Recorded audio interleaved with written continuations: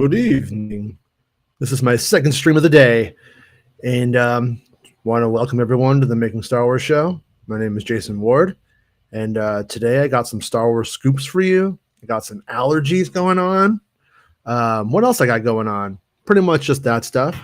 But today I'm going to share the article I just published up on MakingStarWars.net, and it's probably better if you read it yourself, but I'll read it to you because that's what I do here. I read to people. Hey, let's see what works. Does that work? Let's see how that goes. Let's see if it works out okay. Hopefully I don't get kicked off because I won't hear. All right, so Jimmy Smits returns as Bail Organa in Star Wars Obi-Wan Kenobi. Oh yeah, I put the Pixies. Bail's back. Different Bail, but it's a badass song, and it's been in my head while I was writing the article, so I put it in. So Jimmy Smits will have another outing as Bail Organa in this May Star Wars Obi-Wan Kenobi series for Disney+. Jimmy Smits has played Bail Organa in Attack of the Clones, Revenge of the Sith, and Rogue One, A Star Wars Story. Bail is a key character to not only the Skywalkers, but to the Rebellion itself, and an integral character for the saga on whole. MSW sources observed Smits on set for the Kenobi series' filming with Ewan McGregor. The filming was so secretive it wasn't immediately clear if he was even in the series for a time.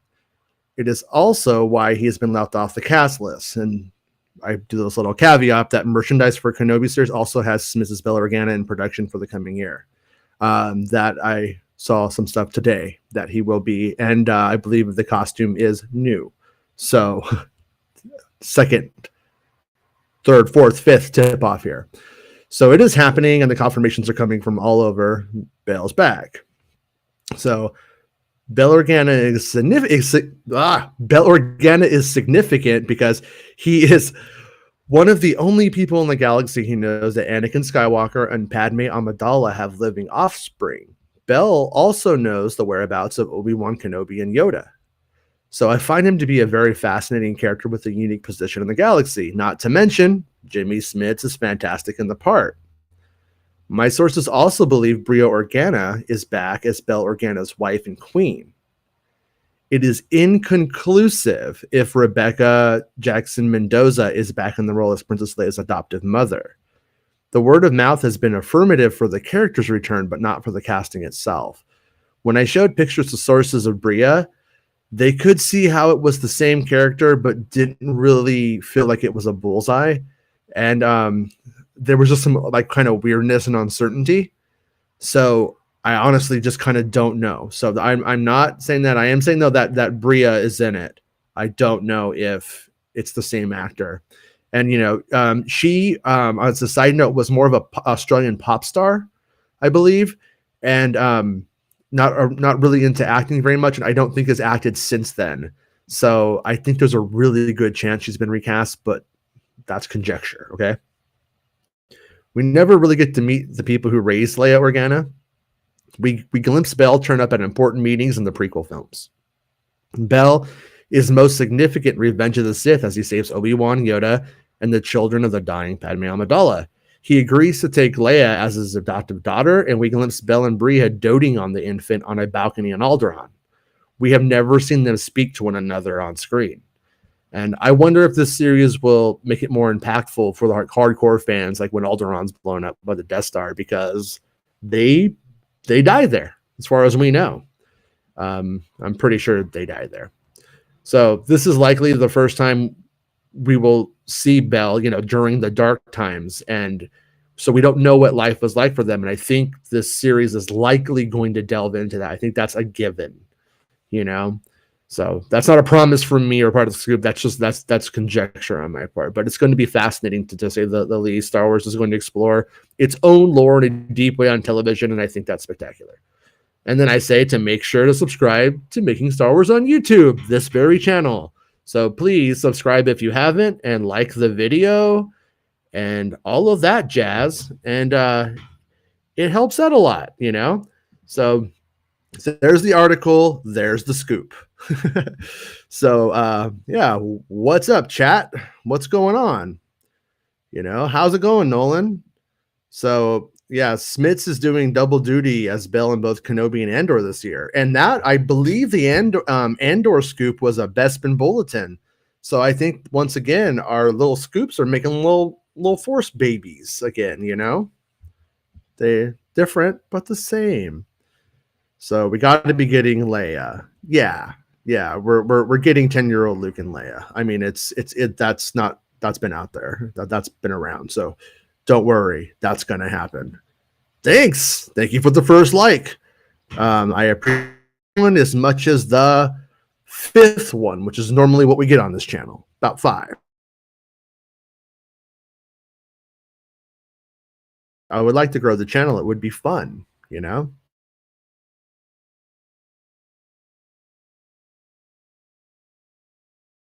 I've like got into this and stopped doing the site, and then I really missed the site, and I was like, you know what? You could do 2 things at once, Jason. You have that ability.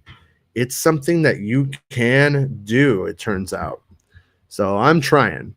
But Johanna says, not related, but is there a reason why Ezra and Thrawn aren't cast in Ahsoka, or are they already cast but it's a secret?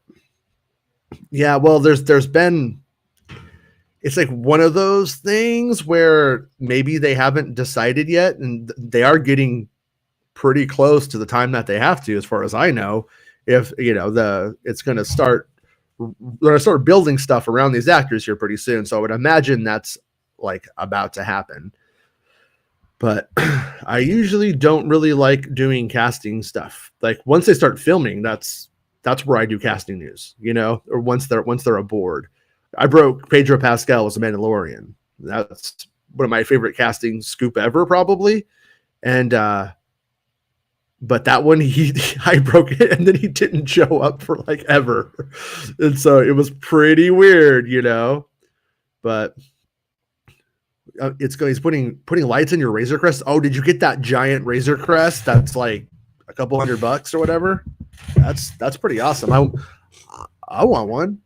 No, I don't. I do want one, but man, the space, Are we getting a Vader Kenobi fight, you think? Oh, Jason, we're getting it. If you go to MakingStarWars.net, read my last couple of articles. I have dropped some doozies if you like spoilers. I promise. How many Inquisitors are in Kenobi? I'm counting 3 so far. Yeah, there may be more, but there are 3 main ones. So, yeah. Will R2 and 3PO be along and attached to Leia or Bell's side? I can't actually answer that. I don't know. Was it the summer? This year of really being in quarantine, but everybody pretending like we're not, and it being like so weird has made time extra hard to figure out. But anyways, in this last year, I'll just be very nondescript. In this last year, I asked about them, and I didn't get an answer about R2 and 3PO. So that doesn't mean that they're not in it, but it wasn't like I didn't get yeah, they're in it, So, okay, what do we got here? Dale says, I'm trying to figure out how to do it without breaking it. You almost have to break the retainer ring off the screws. I got one end off without breaking it. Oh, that's kind of cool. Yeah, don't break it. Take your time. Be patient. It's not going anywhere. Do it right. That's what I say. I think you know that. Jason says, awesome. Hey, Peter, how's it going? So $375 with tax. Yeah, that's a lot of money. You can almost buy your own ship for that much, right? Yeah. Oh, yeah. And before I forget, I meant to do it at the start of the show, but I scheduled the show wrong and had to fix it. Congratulations to our friend Star Wars Meg for getting 100,000 subscribers. I think that's really awesome because Meg works hard. She does a good job. She keeps up on the news. She seems to work 7 days a week at it, and it's great. I'm really happy to see somebody who works hard and is good at their job being rewarded, as opposed to the people who just make shit up and get 100,000 subscribers because they tell people what they want to hear, even though they know it's not true. That's not Star Wars Meg. So I look forward to hopefully waking up tomorrow morning and to hear May covering my scoop. And I actually decided to run this scoop today because in Star Wars Santa's chat, she was asking the question I had the answer to. Santa either didn't see it or just didn't want to put me on the spot, so he didn't put it on screen. And I was like, all right, Meg, I'm gonna wait for Meg to get 100,000, then I'm gonna put it out because why not? So that's my. Is that a selfish present to Meg? I don't know, but that's my present to Meg. Breaking Jason, yeah, I'm like the Breaking Bad of Star Wars, whatever's. Oh no, a new mod has appeared. Watch out. We've been wondering who banned Star Wars Santa, and I think it might have been you, Johnny. You seem like the kind of guy who would ban Santa Claus. Grats, Meg. She does cite her sources. Most pretend they broke the story. Yeah, or this thing happens, and it can be easy to accidentally do it when you cover things. Is that, like, for instance, if I cover, something that Meg said over and over again, and people have heard me say it more, they think I broke it in their memory if they just don't remember. And then they start citing you as the person who came up with it, and then some people just go with it. I always try to be like, oh, actually, that was Bespin Bulletin scoop, I try and do it. I try and catch it whenever it happens. But Meg always cites her sources, always, and I am Johnny just texted me, Johnny, I am only kidding. Somebody banned Santa, Johnny. It doesn't even matter who it was, because whoever banned Santa did it on accident. And I just unbanned him and made him a mod too. So it's okay. So you got banned off a channel. Dale got banned off a channel once. It happens. Yeah. If anybody ever gets banned off of this channel and you think it was on an accident, just send me an email or send me a direct message on Facebook, or probably Twitter is probably better. And I will unban you if it should happen. And if you were an asshole and you're sorry, we'll unban you, You know what I'm saying? It's pretty hard to get banned off of here. You just have to be mean-spirited. But, if you just make bad jokes and whatever, we'll just ignore you. But it's okay. But I got to say, guys, like, I'm such a big Revenge of the Sith fan that I'm just really elated that we're sort of getting the prequels kind of worked on here, but also that people from the prequels are getting a chance to actually shine, and or at least have something to do. Like I wouldn't criticize the use of Bail Organa in the prequels, but the prequels definitely didn't have enough time to like really develop Bail Organa. And, the whole thing about the prequels was that we wanted to know the backstory. And there's certain aspects of it that were extremely frustrating, like how Uncle Owen, we don't know anything about Owen or Beru or Bell or his wife, the Queen of Alderaan, Bria. We don't know anything about her. Bria and Bell have never even had lines together on screen that I know of.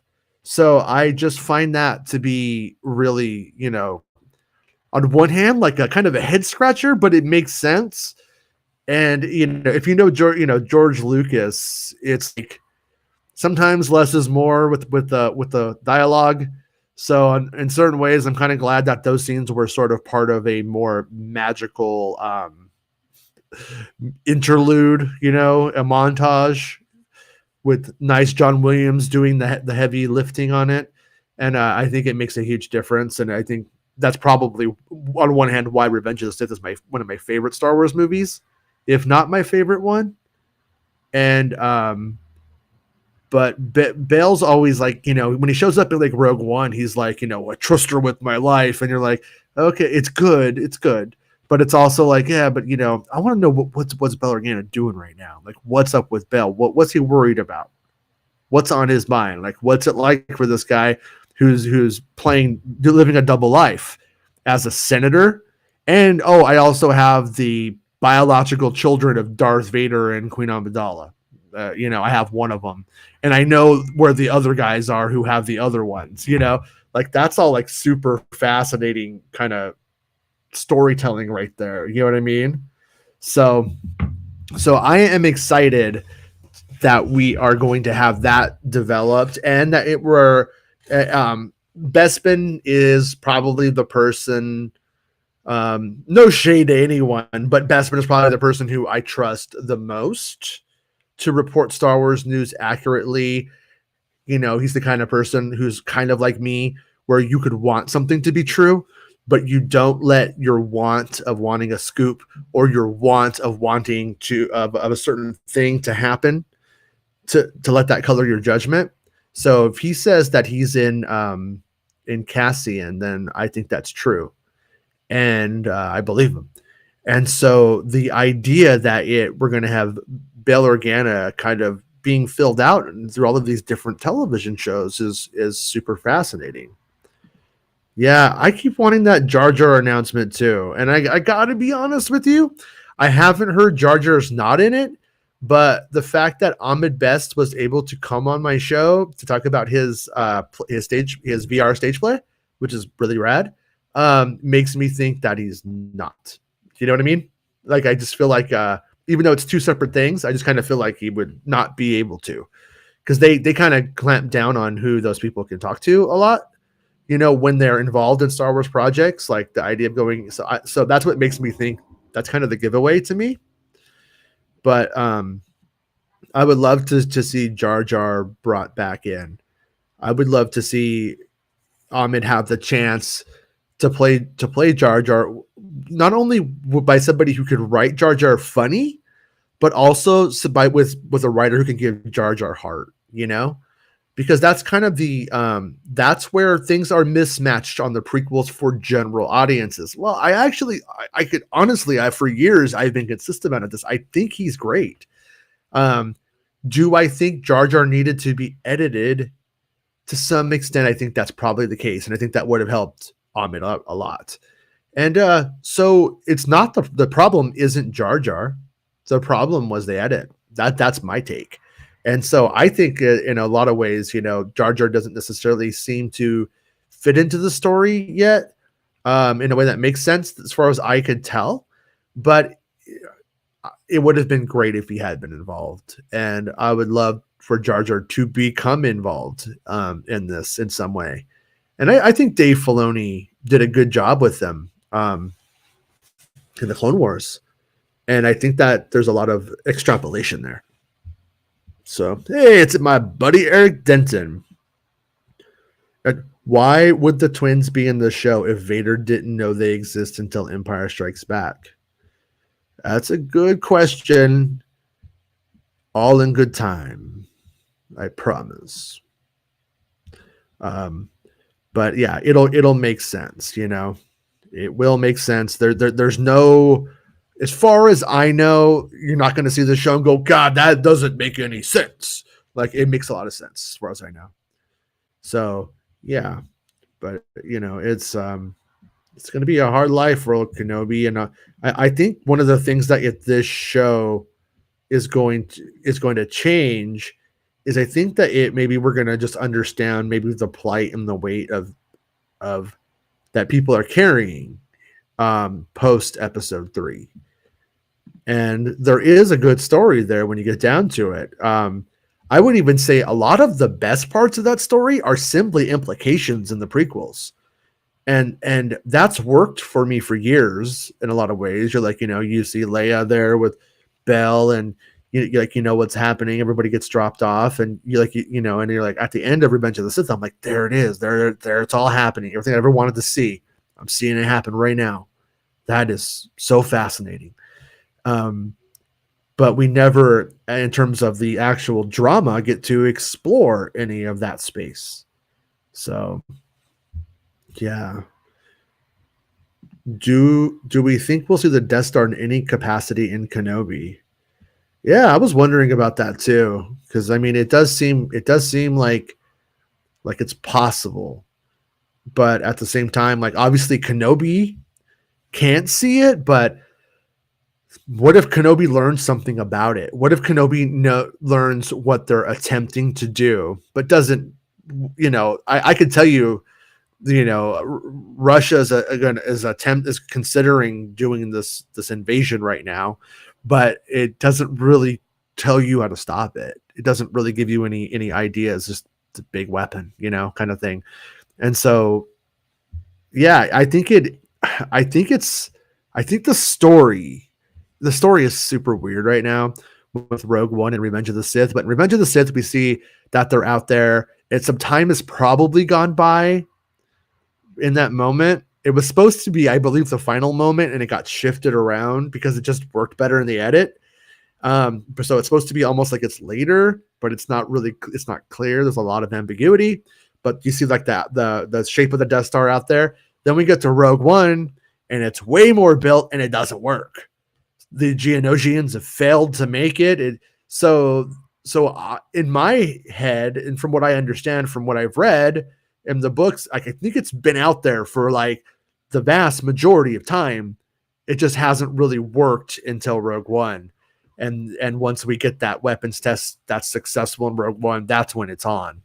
So it's not like it was out there working and they were just like kind of chilling, waiting for the big, cut the ribbon. And here it is, the Death Star. That cutting of the ribbon was in Rogue One. I think that's the story now. But if anybody knows if I'm wrong, there's so much, addendums to things these days. It's kind of like if it's not on screen, if it's not confirmed on screen, I'm a little bit like, I don't know. We'll see what they say. So Kenobi doesn't consider the full asset, but he knows something maybe. Yeah, about the Death Star. Yeah, that's probably true. I mean, I've got the impression from like Saw Gerrera that he's known about this project for a long time. Like he knows they're up to something. He knows that the science officer, Jyn Erso's father, was taken and that like there's something to it. They're not just going to go and take him. It's like if you follow UFOs and stuff. Like he knows Project Blue Book is doing things, but he doesn't really know for sure what it is, And so Saw Gerrera is like, I'm going to get to it. I'm going to get it. I know it's something. I know something's there, but it's not until it's too late. And obviously that's where Bail Organa and Bria lose their lives. I think Bria might have an out. We might be able to say she survived, but I'm going to guess that that's not the case.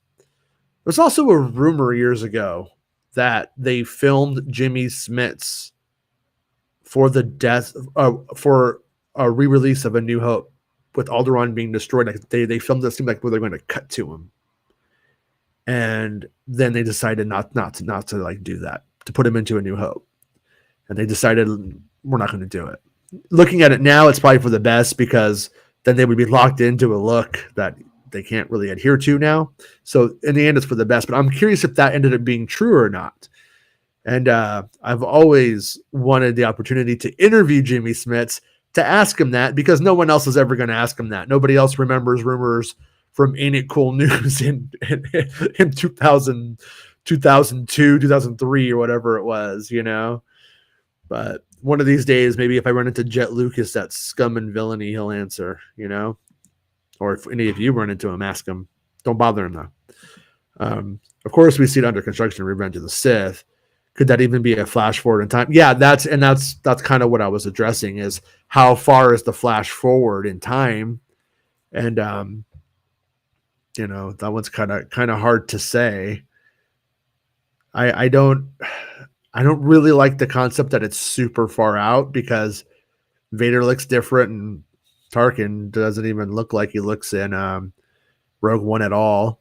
So I'm just of the impression it's the first 3-4 years maybe, but if you have a differing opinion, I can't back that up with anything other than that's my preference for my opinion, but yeah, Saw always has his people getting close to projects, and that would be cool. Yeah, it definitely would.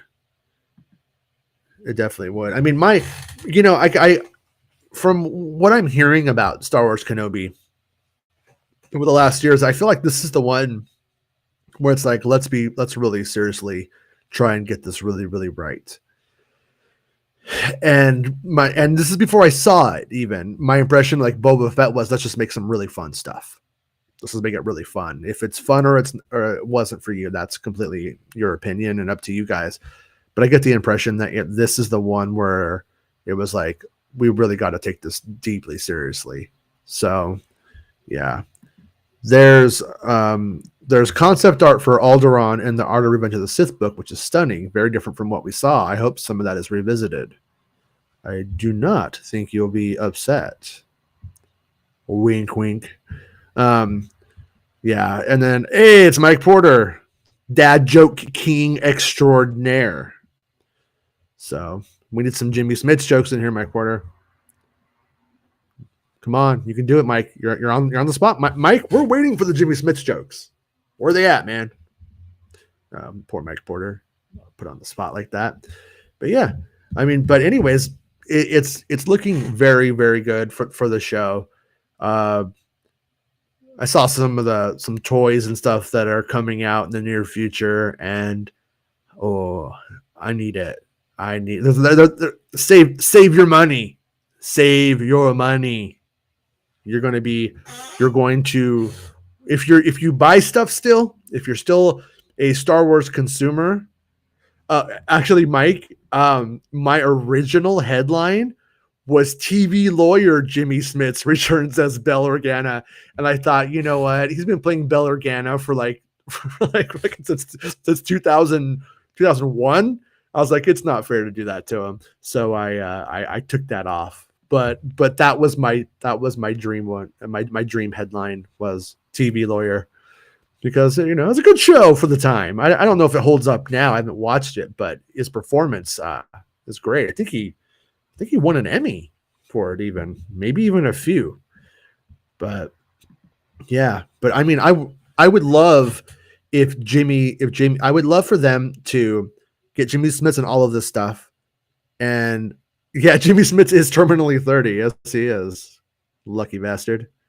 So, yeah, I can't go into detail. I am sworn to secrecy on stuff, okay? On some stuff. And if I promise, I don't break the promise. But I've seen things and I was excited. I just can't talk about what I've seen.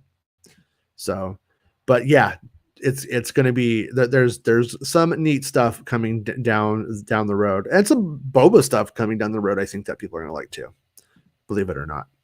Mike Porter, I wish I had that problem too. I think I pretty much always looked the same age that I am for the most part. I look a little older now, obviously, but for the most part, I looked old when I was young. It was pretty good for buying beer, though. People would be like, "Hey, when I come to the party, we don't really like you. We don't really want to hang out with you, but you're pretty good at buying beer." And boy, when you grow that facial hair, because I was able to grow the facial hair pretty young, definitely helped. But yeah, so hey, Junkbox, he's seen things us people only dream. I try and share what I can, and I like to facilitate discussion in the Star Wars community that is fun, that helps us dream in ways that do not disappoint us. I think it's important to speculate, to exercise your imagination in this Star Wars world of stuff that we love, but also to have reasonable expectations.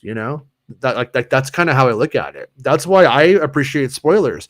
And I learned some things about Book of Boba kind of on the back end, because I wasn't really. Oh, you're making Blade Runner joke. Oh shit. Okay. Yeah, I suck at Blade Runner. Like, I want to like Blade Runner. I feel like such a poser. I don't dislike it, but I don't love it. I could watch it every now and every couple of years, and I never love it. But all right. I mean, and I love Cyberpunk. I love William Gibson and Neuromancer, and for whatever reason, it just doesn't click for me. But Mike Porter says, I look like a child, but since 50, I look like actor Gordon Jump, who was the boss in WKRP in Cincinnati. Man, I love that show as a kid, believe it or not. I was like, those guys are cool. I remember watching WKRP in Cincinnati as like a really small child with Impractical bloopers and jokers and practical whatever, and Johnny Carson show, and just being like, the world is weird, because I was like, I shouldn't have been watching that stuff at that age. But that's why I grew up to be a potty mouthed idiot. So, anyways, any idea if a Sherrod Het is a thing in Kenobi? There is some chatter about him a few months back. I have not heard anything about that so far. So next time, I didn't even know to look into that. But it sounds like the kind of name where if you asked somebody just working in the movie industry, the film industry about it, they probably would just blink at me like, that happens sometimes. Because believe it or not, the people who make this stuff don't know as much about any of this jazz as we do, or even sometimes they don't even know what the implications of some of the things that they're making are, and I always find that really interesting. But there's a lot of stuff in the Kenobi series I think people just aren't going to expect. And if what I'm hearing, well, I know what I'm hearing is accurate. I'm not going to say if what I'm hearing. I know what I'm hearing is accurate. But if what I'm hearing is well made, and my sources usually are pretty on about what they're making. They tend to know. They tend to not think they're making gold when they're not, and they tend to know when they are, I think. So overall, like I said, I heard kind of like, yeah, it's gonna be, you're gonna be happy. But like when I hear that, and I look at, like, when you hear that, and then you look at what you got with Boba Fett, it's like, yeah, they're gonna put some Jabba the Hutts in it. Yeah, they're gonna put a Wookiee in it. Yeah, they're gonna put like a Naboo starfighter. Yeah, you're gonna like that because you fucking like that, Jason. You like that, you fucking idiot. And so they also know the difference between, like, a well-crafted scene. Excuse me. And I think that's like the big difference, I think, between Kenobi and Boba. But whereas Boba was just like, hey, let's just do all this fun stuff, all this dream stuff. And Kenobi has a lot more drama beats to it, probably. That's my impression. And boy, I hope I'm not wrong about that, because like I said, this is one of the things that they're doing, where if this is bad, if this is really messed up, then I'm like, oh no, this is one of the most important things you guys have ever done. This is one of the opportunities I wanted to see. This is a very rich era in the Star Wars galaxy with so much opportunity. And this is a big chance to enhance the prequels, which I love the prequels. A part of me, like, it's weird. It's like, I know why people don't like them, but another part of me doesn't understand why people are hung up on the stuff that they are. Because, it's like the other qualities for on those films make up for it, for the discrepancies, if you will, for me. But that said, this is a huge opportunity to enrich those films. If this really connects and is really good, I think this elevates Revenge of the Sith. The rising tide lifts all boats kind of concept. You know what I mean? So, man, I would love if he was cast as Kitster. I really, really, yeah. Oh yeah, Anakin's wizard friend dances with Wald on the sands of Tatooine. Yeah, that Kitster. By the way, Trevor Moore, such a great guy, and he passed away. He used to follow the site from The Whitest Kids You Know, and we would DM from time to time. And he had a little boy, which is very sad that he's not with his little boy to see these shows. I hope his little boy is watching the Star Wars shows and having a good time with his family. I do think about that guy every now and then because he was such a cool guy, and just a hilarious comedian. But he does a song. Look up Trevor Moore Kitster. It's the funniest Star Wars song ever. Like, I love Weird Al's Yoda, and I love The Saga Begins by Weird Al. So good. But Trevor Moore's Kitster song is the best. Hands down. It was esoteric, but fucking funny as fuck. Nothing comes close. So yeah, check it out. If you love some Kitster, and I hope he's Kitster, that would be so good. But There was nothing I would love more than writing Kitster confirmed. That would be the topmost or the popmost. But no, I don't think it's going to happen, guys. Boba was so confused. This is Mr. Mark Hamilton, Esquire, Theodore Logan the third.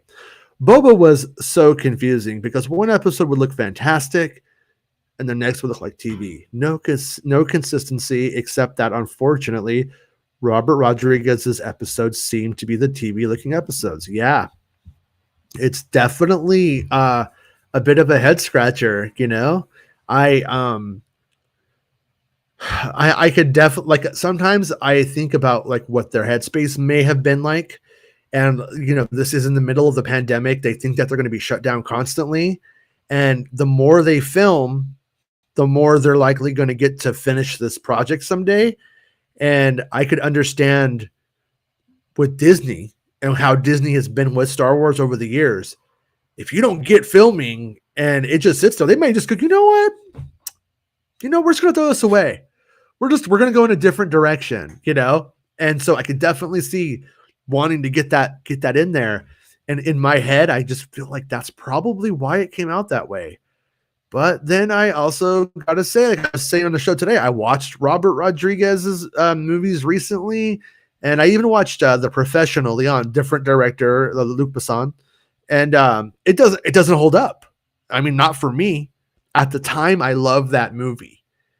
And it's so weird. When I was watching it last night, I was just like, oh my God, this is kind of cringy and really over the top and not really that good. You know, it just really later on when the story between, you know, the it's almost another Paper Moon in a weird way. Once that story gets going, it's fine, but everything up to it, you know, everything like with the criminals and stuff. Oh, it's so cringy. And so a lot of 90s action, I just don't think has aged well. And people making action films in the 90s need to step it up a bit, I think, you know? So I think that's where we might be at, you know? But see, I sent Nolan the Kitster song and it's the best. Yes. Yeah, Wizard. It was pretty funny. I remember reading on Ain't It Cool News a report, and in the quote talkbacks, which is like the comment section, all these people were just like, this is so fucking vague, man. This ain't true. This ain't happening. But it said Wizard. And when I saw when I read the little kid saying Wizard in that spoiler report, I knew it was fucking real. And same thing with when I read they have pod racing on Malastare. Very dangerous. I was like, Malastare, that's such a good planet name. That's such a George Lucas one. Like there's these little times when it was George Lucas when you just know something's real. And but that's what's weird about today is today, like people will bring me planet names and I'm just like, I guess. Okay. You know, they sound stupid to me, but hey, Shogun says, it's like when you replay an old PC game, you remember having great graphics, but nowadays, not so much. Yeah, it's true. And it can take sometimes a lot of like focus just to get back into that, like, you know what, the game, like I love Ocarina of Time and I love Mario 64, and you look at the graphics today and you're just like, no, this is not good. This is really subpar graphics. And why haven't they made this in 4K? Why haven't they remade? I know there's like projects you can download to do it, but you know, I want to play those games in 4K in 2022, you know? And my kids really don't get into it, Mario 64 and Ocarina of Time, because the graphics don't look good to them. They're just like, yeah, you know, I'd rather play this one that looks good. So, but strangely, and this is where I think George Lucas and the prequels win out. And, you know, you always hear like people talking about technical shit that they barely truly even understand what it really means. People be like, oh, the prequels visual effects were mastered at 1080p. But it's like, you know what? I put it on 4K and it looks pretty good. It looks pretty good. And whenever I watch other movies of the time of that same era, it's they don't really hold a candle to the prequels, in my opinion. Up in the comments, I wrote you a dad joke. Oh, wait, you did? Did I miss it, Mr. Porter? If I can't find it here in a second. Okay, wait. Okay, oh, here it is. I think this is it. If you were ever in trouble in Star Wars, you can call on Senator Organa. He can help you make bail. All right. All right. There we go. There we go. Yeah. And I was close to reporting this story months back, and I did a whole parody of Saved by the Bell. There's the theme song to by Bell or to Saved by the Bell, but Saved by the Bell was Saved by the Bell. And but YouTube took it down. They didn't understand the difference between a parody song and the real song, which was in a weird way kind of I was a little bit like, hey, I got close enough that they thought it was the real song. But it was really dumb. I don't know if I have it anymore. I wonder if I have it anywhere, if I saved it. If I do, I'll probably upload it to Patreon because it's a parody song. Come on. But I'm not willing to fight it and get strikes on the channel and stuff like that. You know, it's just not worth it. Not really. Yeah. But anyways, yeah. So I think that will probably conclude this episode. I am uploading all of the episodes to Patreon as audio. So if you prefer the show in a podcast format, if that works better for you, it's well worth becoming a Patreon supporter if you could tolerate the show, as I do over 5 shows a week pretty much. And so it's a lot of podcast when you get down to it. So you'll have news every day to listen to if you can't watch the show. Of course, I would rather you watch it on YouTube. Look at my dumb face. Look at my dumb pictures. But yeah. So become a Patreon supporter, and there may be a way for me to share the feed to people who prefer to be supporters on YouTube for the channel members. So if you are a YouTube channel member and you really need that audio feed, let me know. But we are going to be doing this on sort of an honor system, because I think if I give you if I give you access to it, you will always have it. So it will be on the honor system that you still support the show. But I will gladly do it to anybody who supports the show. And our goal for this year is to get the show into 1080p, at least to 4K. I got a 4K camera here, but streaming services to be able to interact with you, it's so expensive. It's just too much money for what it is, you know. And I'm already paying for site hosting and stuff like that on the site. So all these bills add up, you know. So if you aren't a channel member or a Patreon supporter and you have the means, by all, please become one. It would be very, very appreciated. You know, Mike Porter says he may not have a lightsaber, but if you mess with Senator Organa, he will ring your bell. Ah, I see what you did there. I see what you did. Yeah. And I'll be back tomorrow at 11 a.m. Pacific Standard Time with my old buddy Rob, and we will shoot the shit and talk about the day's news and whatever's going on. And make sure you subscribe to my friend Star Wars Santa's channel if you haven't. I do a show with him every Monday. It's always a good time. And Star Wars Santa Mondays, I look forward to it every Monday morning. And that's Star Wars Santa. And congratulations to Star Wars Meg again on 100,000 subscribers. That is so amazing. Hey, X-Wing, thank you for the support, buddy. I do appreciate it. And I really do. That's great. Thank you so much. And yeah, we will be back tomorrow. And X-Wing, always great to see you. And thanks again for the support. And if you can't support the show, no guilt. I totally get it. I just appreciate your guys' friendship, company, and that you guys, read my articles and all that kind of jazz. You know what I mean? It all helps. And we have a great Star Wars community right now. I think maybe the best ever. And I like where it's going. And between Meg and Santa and X-Wing, like everybody's doing such good work. And so I'm super grateful for that. And thanks to everybody for hanging out with me tonight. And I will see you guys tomorrow. And stay safe. And once again, thank you, Mr. X-Wing Fighter. I always said X-Wings were better than Y-Wings. Everybody knows I've always said that. It's not about spaceships. Making Star Wars Show. Making Star Wars Show. Making Star Wars Show. Making Star Wars Show. It's not about spaceships.